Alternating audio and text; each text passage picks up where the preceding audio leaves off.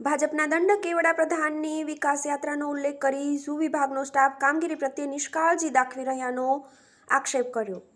Vadodara municipal corporation સંચાલિત zoo શાખાની જરૂરી તકેદારી લેવડાવવા બાબતે સત્તાપક્ષના દંડક અને ભાજપના વોર્ડ નંબર 17ના કોર્પોરેટર શૈલેષ પાટીલે મ્યુનિસિપલ કમિશનર સમક્ષ માંગ કરી છે।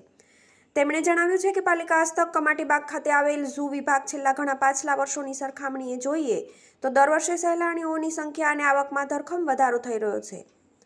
પાલિકા નાગરિકોની સુવિધાને પણ ધ્યાનમાં લે તે મુજબ કાર્ય કરતી હોય છે।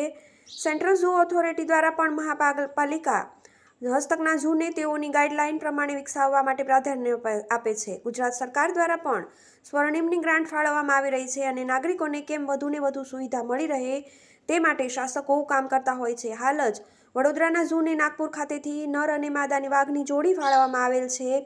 પ્રધાનમંત્રી નરેન્દ્ર મોદીની વિકાસ ગાથાને પાલિકાના વહીવટ કરતા અવરોધરૂપ થતા હોય તેવું સ્પષ્ટપણે લાગી રહ્યું છે।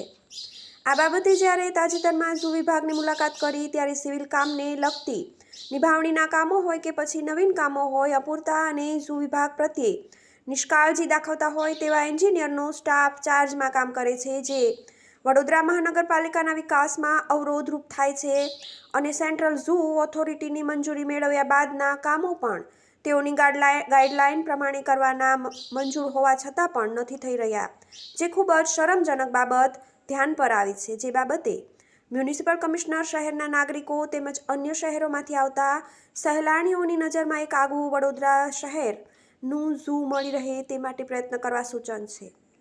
ઝૂ વિભાગમાં થતી કામગીરી બાબતે સત્તાપક્ષના દંડકે જ સવાલ ઉઠાવતા પાલિકામાં ચર્ચાએ જોર પકડ્યું છે।